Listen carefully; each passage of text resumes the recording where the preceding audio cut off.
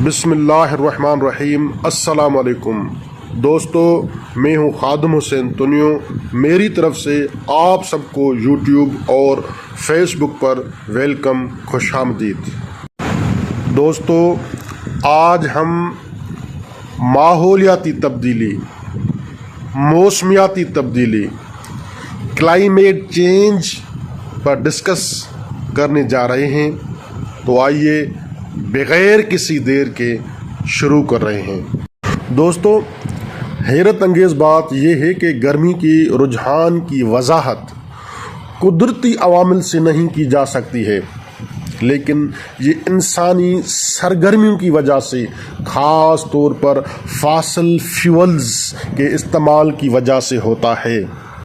Problem यह है कि हम अपनी पूरी मैशियत को उस लम्हे से करते हैं जब आप सुबह उठते हैं और लाइट ऑन करते हैं, या अपने सेल फ़ोन को देखते हैं उस लम्हे तक जब आप रात को सोने के लिए जाते हैं। और उस वक्त भी, क्योंकि आपका सेल फ़ोन अभी भी रात को एनर्जी हासिल कर रहा होता है। मेरा मतलब है कि हम सब हर वक्त तवानाई इस्तेमाल कर रहे हैं, और सनती दुनिया में तवानाई तकरीबन मुकम्मल तौर पर फॉसिल फ्यूल को कहते हैं। हम अपनी तवानाई पैदा करने, अपने घरों को गर्म करने, अपने कारखानों फैक्ट्रीज़ को चलाने, अपनी कारों और ट्रेनों को चलाने और दुनिया भर में सफ़र करने के लिए फॉसिल फ्यूल्स यानी कोयला, गैस और तेल को इस्तेमाल करते हैं।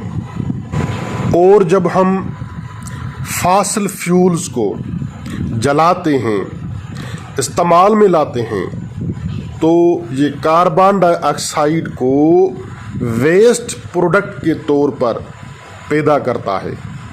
कार्बन डाइऑक्साइड एक कंबल की तरह काम करता है। ये ज़मीन की सतह से गर्मी की शुआओं को, हीट रेडिएशन को जज़ब करता है, और ये सतह को उससे ज़्यादा गर्म रखता है जितना कि दूसरी सूरत में होता। मसला ये है कि हम अब क्या कर रहे हैं। हम इजाफी कार्बन डाइऑक्साइड और दीगर ग्रीन हाउस गैसेस शामिल कर रहे हैं, लिहाजा हम इस कंबल की मोटाई को बढ़ा रहे हैं। उससे पहले कि हमने कोयला जलाना शुरू किया, फ़िज़ा में कार्बन डाइऑक्साइड की मिक़दार तकरीबन 280 हिस्से फ़ी मिलियन थी। अब ये 400 हिस्से फ़ी मिलियन से ज़्यादा है।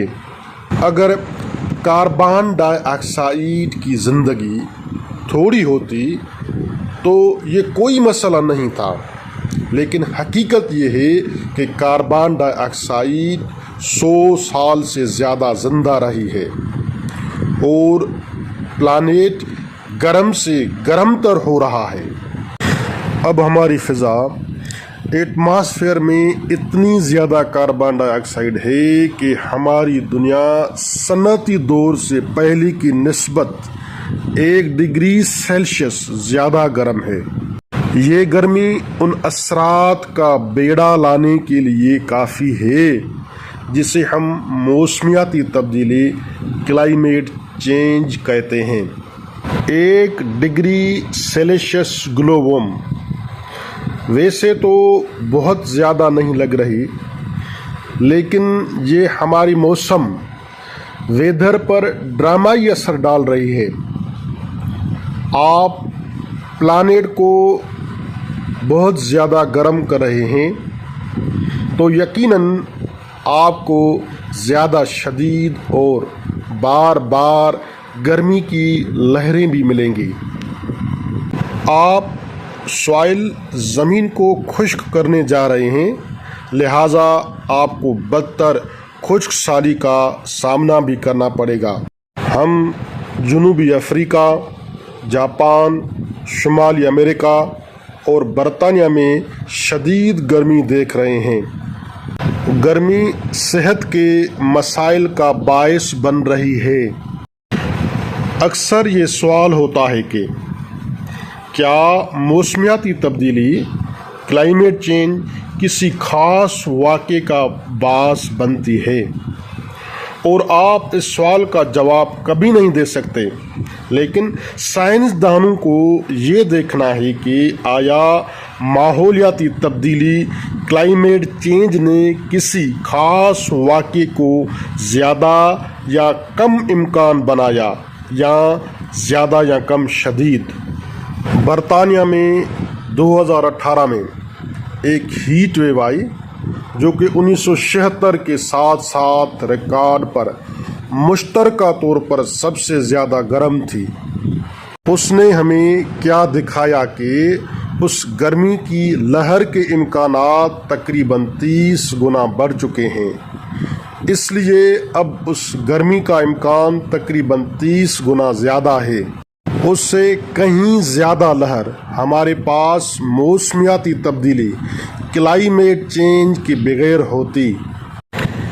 ایک دن پارا 35 ڈگری سیلسیس درجۂ حرارت تک جا پہنچا۔ لہٰذا اس کا مطلب یہ نہیں ہے کہ ہر ایک موسمی واقعہ کلائمیٹ چینج کی وجہ سے ہوتا ہے، لیکن کلائمیٹ چینج کی تبدیلی کا مطلب یہ ہے کہ بنیادی آب و ہوا کے بدلنے کے بعد انتہائی درجۂ حرارت کی تعداد بڑھ رہی ہے اور اس کا کافی اثر ہے۔ نومبر 2018 میں جب کیرنز آسٹریلیا میں درجۂ حرارت 42 ڈگری تک پہنچ گیا، یہاں تک کہ خاص طور پر گرمی سے مطابقت رکھنے والی مخلوق بھی زندہ رہنے کے قابل نہیں تھی، اور بس ہر جگہ ایسی ہی گرمی تھی۔ جب ہم صبح یہاں پہنچے تو واقعی پہلی بار ہم نے اسے دیکھا۔ جہاں تک نظر جاتی تھی بس مردہ چمگادڑ تھے۔ بچوں کے رونے کی آواز آ رہی تھی اور بس پتہ نہیں کہاں سے شروع کرنا تھا۔ لہٰذا ہم نے بنیادی طور پر بچوں کو تلاش کرنا شروع کیا۔ بچہ اپنی مردہ ماں سے لگا ہوا ہے۔ تمام پرجاتیوں کی طرح اڑنے والی لومڑیوں کے پاس اپنے ماحول کے حالات سے نمٹنے کے طریقے ہوتے ہیں، لیکن ایسا لگتا ہے کہ ان کے معمول کے ٹھنڈک کے طریقے اب اس درجۂ حرارت کے لیے کافی نہیں ہیں جس کا آسٹریلیا کو سامنا ہے۔ ہم نے تقریباً 350 کو بچایا، باقی مر چکے ہیں۔ تو اس معیشت میں 1100 سے زیادہ مر گئے۔ اور اگر آپ کے پاس 2 ایسے واقعات ہوتے جیسے ہمارے تھے تو اس کی نسل ختم ہو جاتی۔ ہمیں جاگنے کی ضرورت ہے۔ اڑنے والی لومڑیاں، جنہیں اکثر برساتی جنگل کے باغبان کہا جاتا ہے، ہمارے پاس بہت سے درخت ہیں جو رات کے پھول ہیں، لہٰذا آپ کو ایک رات کے جرگ کی ضرورت ہے تاکہ وہ واقعی اس کام کو انجام دے سکے، تاکہ وہ ماحولیاتی نظام ایکو سسٹم کے لیے ایک خاص اہمیت کا حامل ہوں۔ انہیں درپیش بہت سے دیگر خطرات کے علاوہ ہر قسم کے جانور اب تیزی سے بدلتے ہوئے حالات کے مطابق ڈھالنے کی جدوجہد کر رہے ہیں۔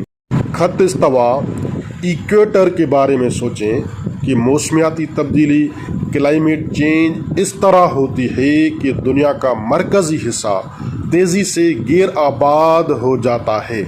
اگر آب و ہوا کی تبدیلی بہت تیز ہے تو ہم انہیں کرۂ ارض پلانیٹ سے دور دھکیل رہے ہیں، جس کے نتیجے میں ہم پہلے ہی اسپیشیز کو ختم کر رہے ہیں اور یہ ناقابل واپسی ہے۔ کچھ سائنسدانوں کا خیال ہے کہ تقریباً 8% انواع اسپیشیز صرف موسمیاتی تبدیلیوں کلائمیٹ چینج کی وجہ سے معدوم ہونے کا خطرہ ہو سکتی ہیں۔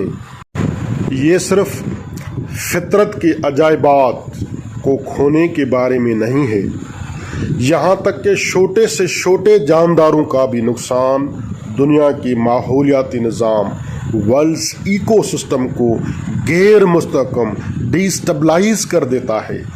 وہ نیٹ ورک جو زمین پر پوری زندگی کو سہارا دیتے ہیں۔